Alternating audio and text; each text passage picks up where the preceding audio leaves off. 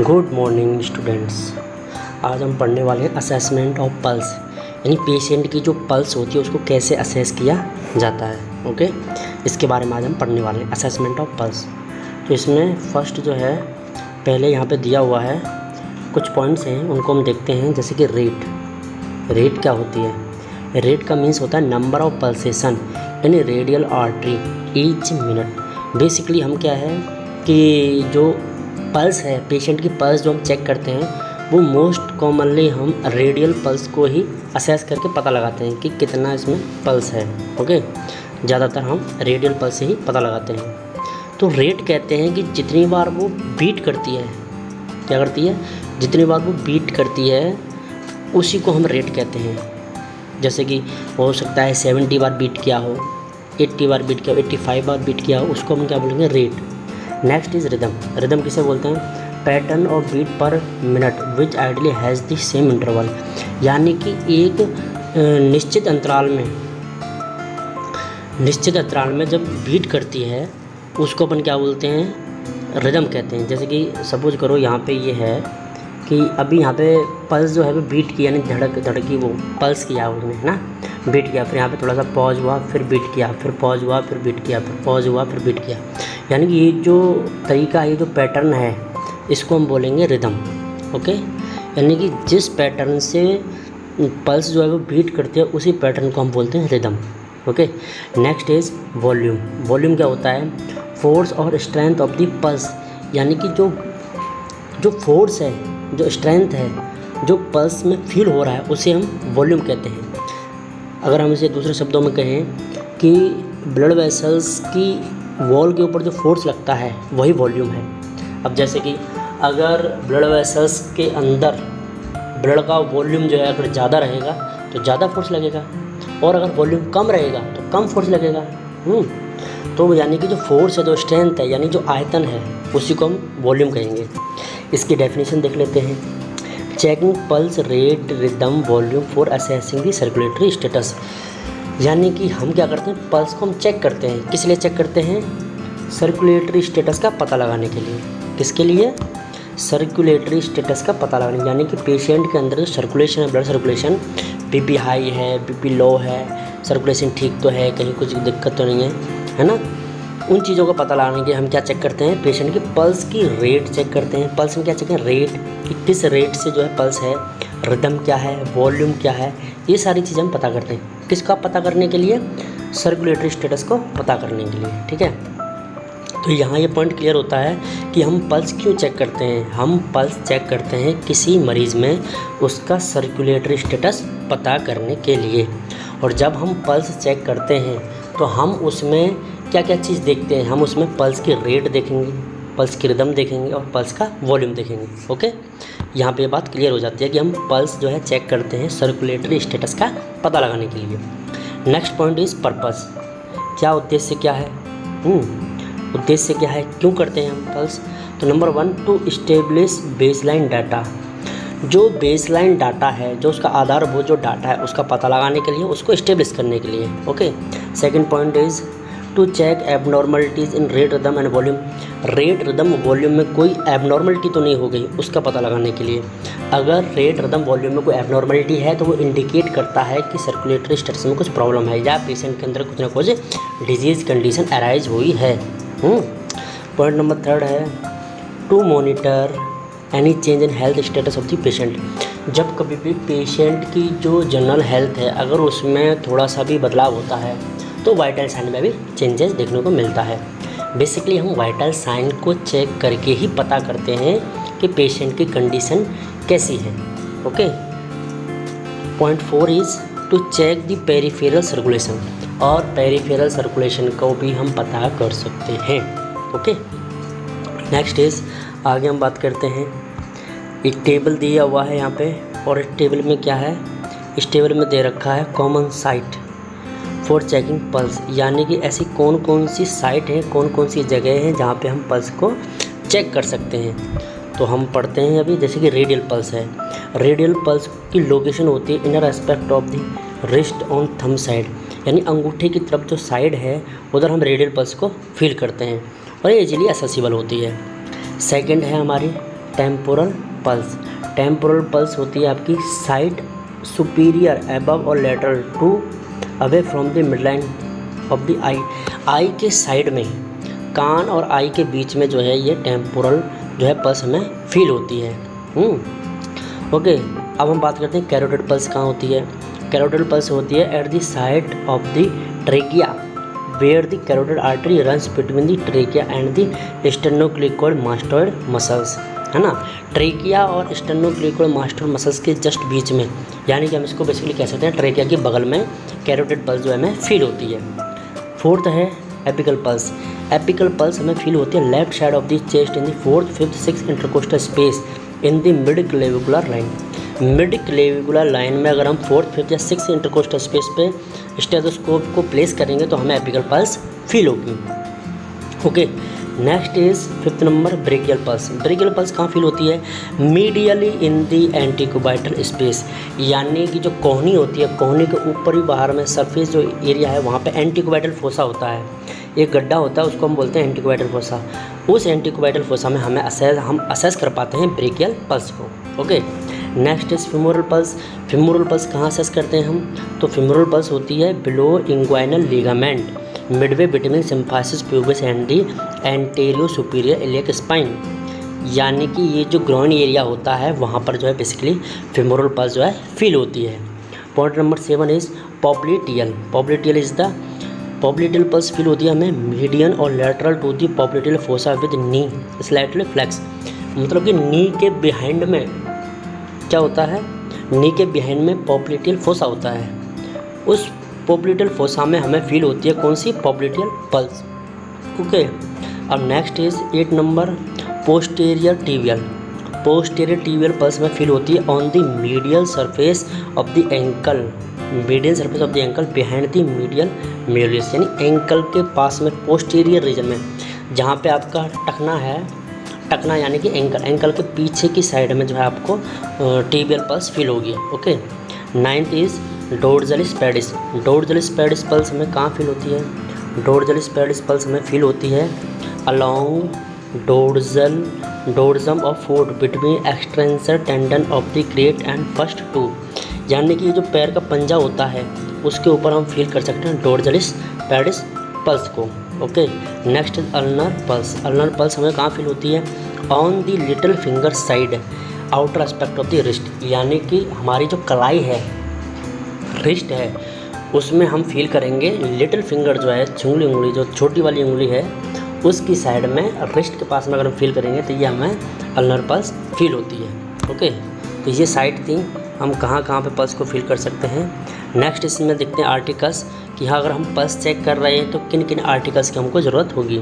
Following articles are required. इन articles की ज़रूरत होती है। क्या क्या आर्टिकल्स चाहिए पल्स के असेसमेंट के लिए? Wrist watch with second hand, आपका जो नॉन डोमिनेंट हैंड है उसमें आपकी रिस्ट वॉच होनी चाहिए, यानी कि घड़ी होनी चाहिए।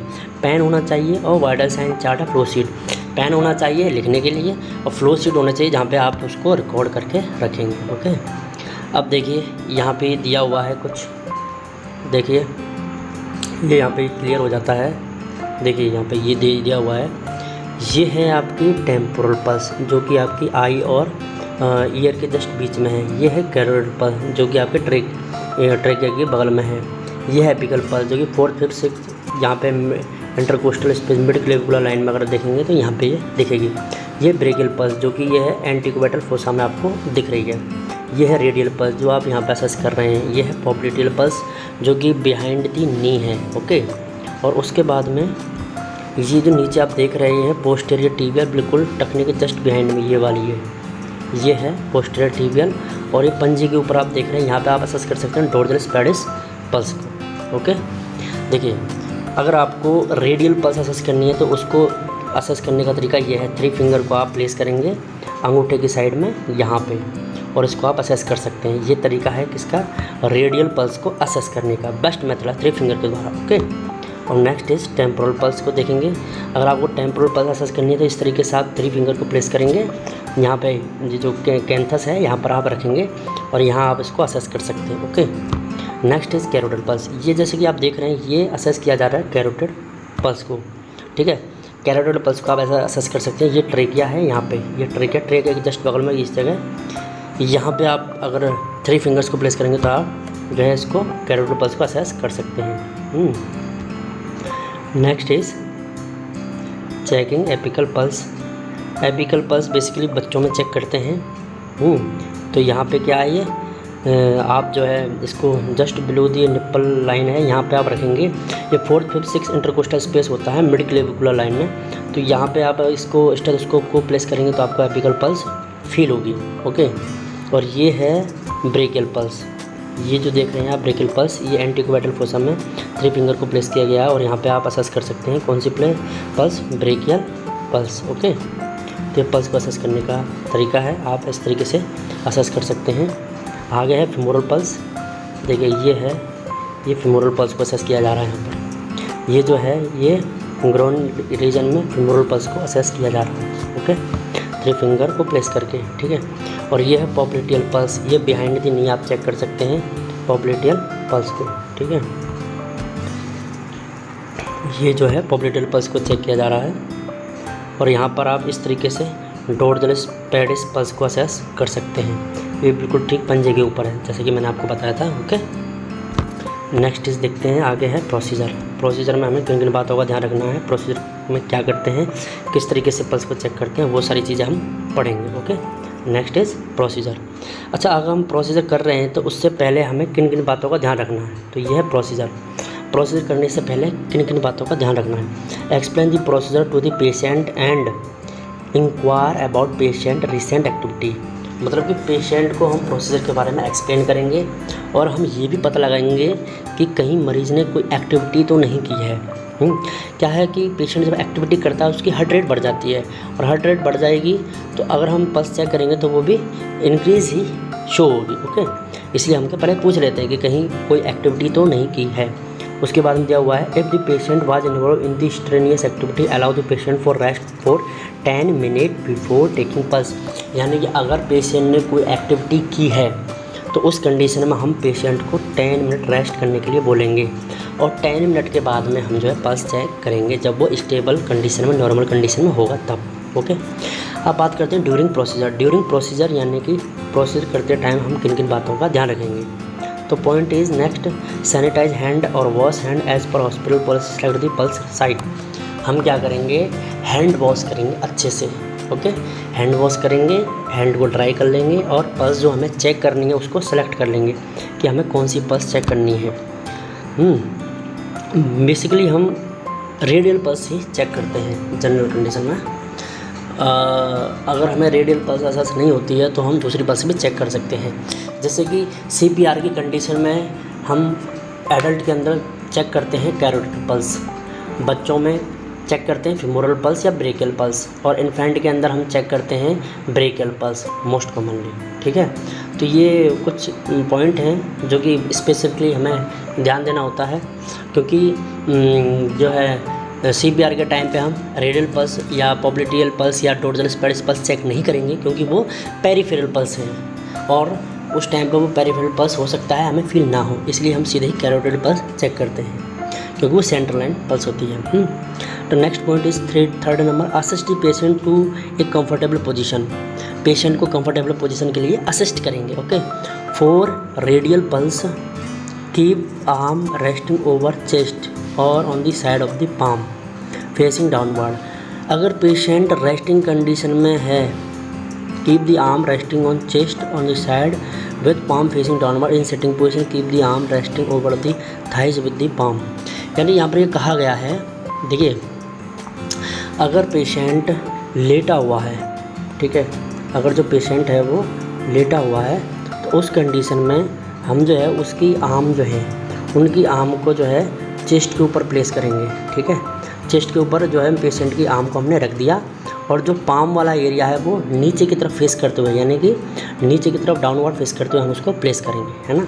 और अगर हमें उसकी जो है अगर हमने चेस्ट के ऊपर रखा है या साइड में रखा है तो भी हमें पाल्म जो है वो नीचे की तरफ रखनी है, नीचे की तरफ फेस करते हुए उनको प्लेस करना है। और अगर पेशेंट सिटिंग पोजीशन में है तो भी हम क्या करेंगे कि पेशेंट की जो है सिटिंग पोजीशन में भी उसके हैंड जो है उनको यहाँ लेकर के और थाइज़ के ऊपर उसकी जो थाइस है वहाँ पे और नीचे की तरफ फेस करते हुए हैंड को प्लेस करेंगे। ठीक है, ये है correct position. Next point is point number 4, palpate and check pulse. Pulse को हम चेक करेंगे, कैसे चेक करेंगे? Point number A, place tips of 3 finger. 3 finger की जो टिप है, जो आगे वाला हिस्सा है उंगलियों का, उसको हम टिप बोलते हैं। Place tips of 3 finger except thumb का यूज़ नहीं करेंगे। Lightly over the side where pulse need to be assess. जहाँ हमें पल्स को असेस करना है वहाँ पर हम 3 फिंगर की जो टिप है उनको रखेंगे। ठीक है, थंब का इस्तेमाल नहीं करते हैं क्योंकि थंब के अंदर पल्स होती है, इसलिए अच्छे से पल्स रीडिंग सही नहीं आएगी।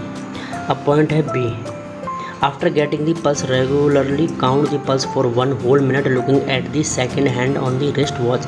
यानी हमारे हाथ में जो घड़ी है उस घड़ी का इस्तेमाल करते हुए हम पल्स को काउंट करेंगे और पूरा 1 मिनट तक काउंट करते हैं ताकि हम अच्छे से रीडिंग को प्राप्त कर सकें। पॉइंट नंबर सी है assess for rate rhythm and volume of pulse and condition of the blood vessels. जब हम पल्स को असेस कर रहे हैं तो हमें साथ में असेस करना है, पता लगाना है कि जो पल्स की रेट है वो सही है, रिदम है वो सही है। कहीं ऐसा तो नहीं कि वो रैपिड पल्स हो या वीक पल्स हो या वाटर हैमर टाइप की पल्स हो। तो हमें क्या रेट, रिदम और वॉल्यूम का भी हमें खासतौर पर ध्यान रखना है नॉर्मल कंडीशन का पता लगाने के लिए। Okay, next is after procedure. After procedure हमें क्या करना होता है? आफ्टर प्रोसीजर हम करते हैं वॉश हैंड वॉश कर लेंगे and document and report pertinent data in the appropriate record.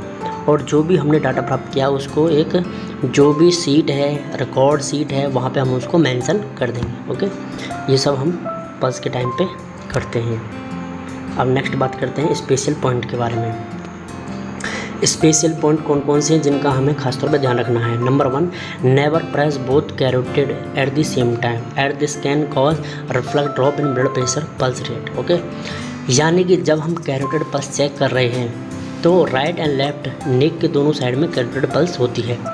Carotid pulse को हमें दोनों को एक साथ प्रेस नहीं करना है। अगर हम ऐसा करेंगे तो जो ब्लड की जो सप्लाई है ब्रेन को वो अवरुद्ध हो जाएगी, रुक जाएगी, है ना। इसलिए हमें दोनों को एक साथ कभी भी प्रेस नहीं करना है। पॉइंट नंबर 2 है carotid pulse is use for victim of shock and cardiac arrest when pulse is not palpable eight other side. मतलब कि कार्डियक अरेस्ट और शॉक वाले पेशेंट में ही हम कैरोटिड पल्स चेक करते हैं क्योंकि उस टाइम पे जो है अदर पल्स में फील नहीं होती हैं। ठीक है, तो ये कार्डियक अरेस्ट का मतलब होता है हार्ट जो है वो पंपिंग एक्शन नहीं कर रहा है। और शॉक का मीन्स होता है कि heart is unable to pump adequate blood supply according to the metabolic demand of the body की